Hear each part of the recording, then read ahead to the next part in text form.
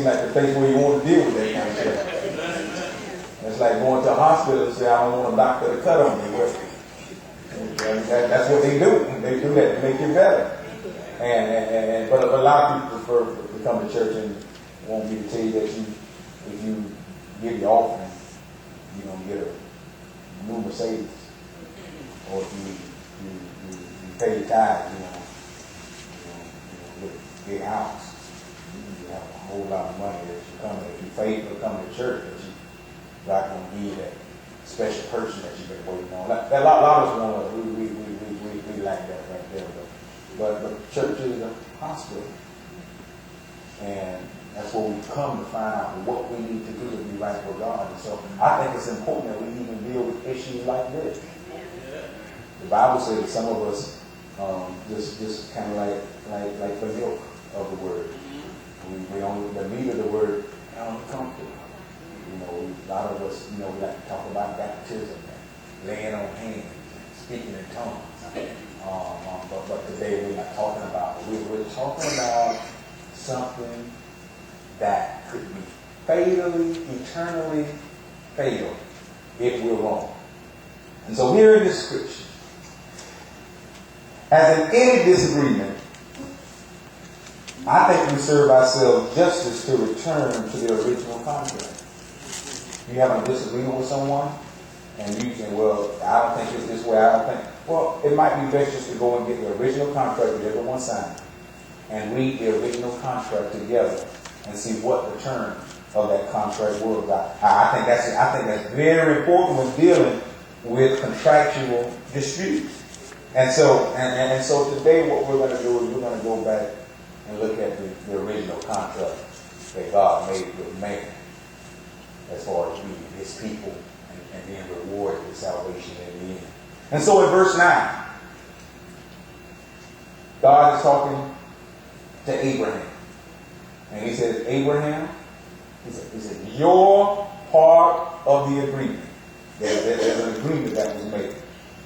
And you have a part, and I have a part.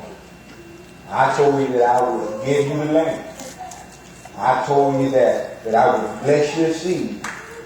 I told you that I would save you. And he says that's my part. But your part of the agreement is to obey the terms of the covenant. That's your part. That's all you got to do. My part is to deliver the salvation. Your part is to obey the terms of the covenant. And so we're real clear on this right here. God has a part to deliver.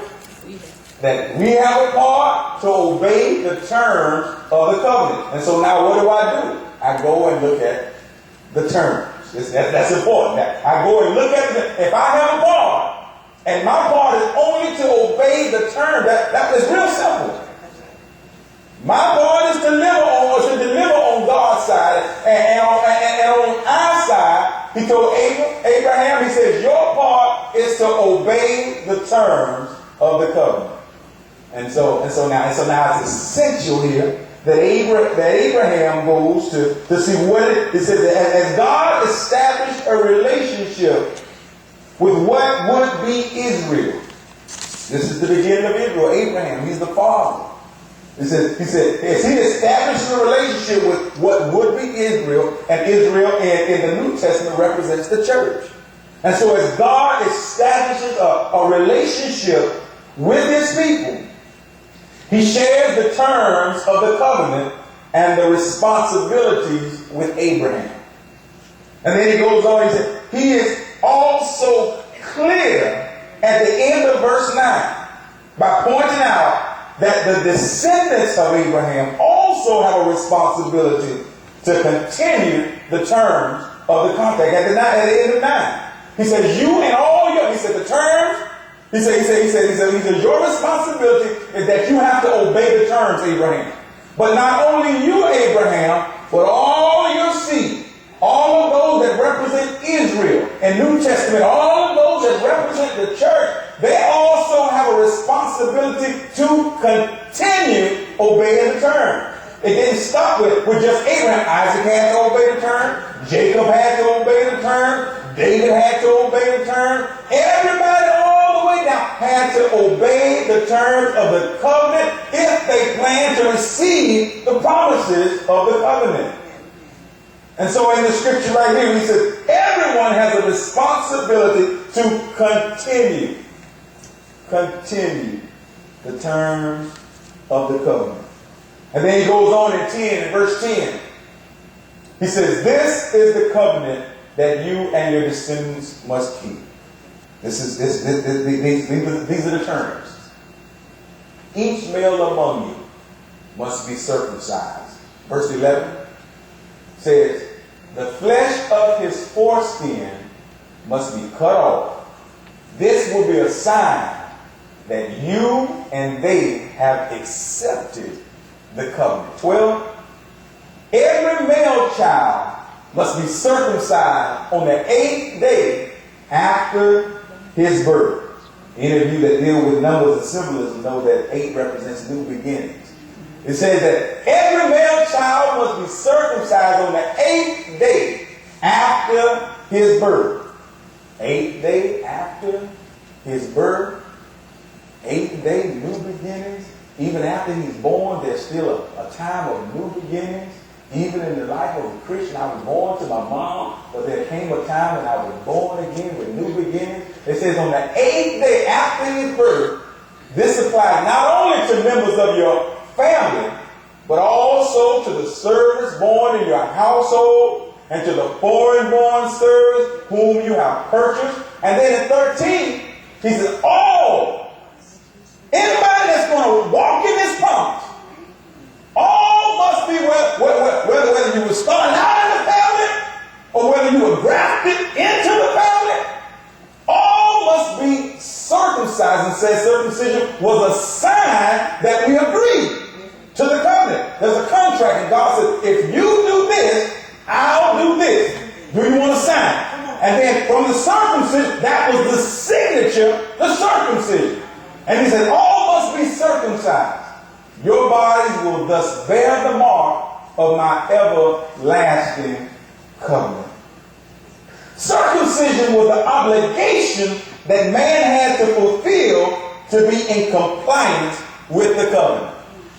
That was the obligation. Man had to be circumcised in order to be in compliance with the covenant. Without the circumcision, it doesn't matter who your daddy was.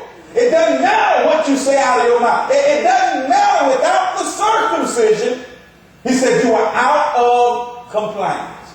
So circumcision was important. It was a signature. It was a sign that I've accepted this covenant. I've accepted the terms of this agreement.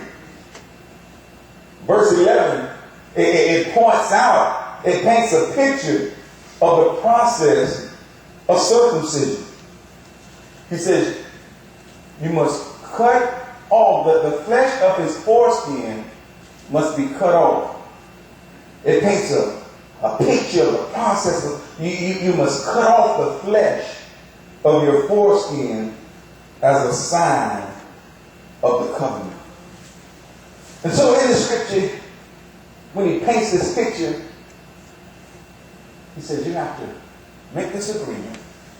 And in this agreement, he says your signature is the fact that you were willing to sacrifice and cut off the foreskin as a sign that you accept the agreement. Must Jesus bear the cross alone and all the world go free? No, no, no, no, no, no. There's a cross for everyone. And there's a cross for me. In verse 14, the scripture goes on to say, it said, anyone who refuses to be circumcised, circumcision is not easy. Circumcision, it takes a sacrifice. It takes an investment. It takes something on my part. It's more than lip service. Circumcision, I have to give up myself. I have to sacrifice something. Anyone who refuses to be circumcised, what will happen? Will be cut off from the... This is the original contract now. Original contract. I'm going to get into to maintain salvation. One second, we're just going to deal with the original contract. And then we'll determine for ourselves. anyone who refuses to be circumcised will be cut off from the covenant family. For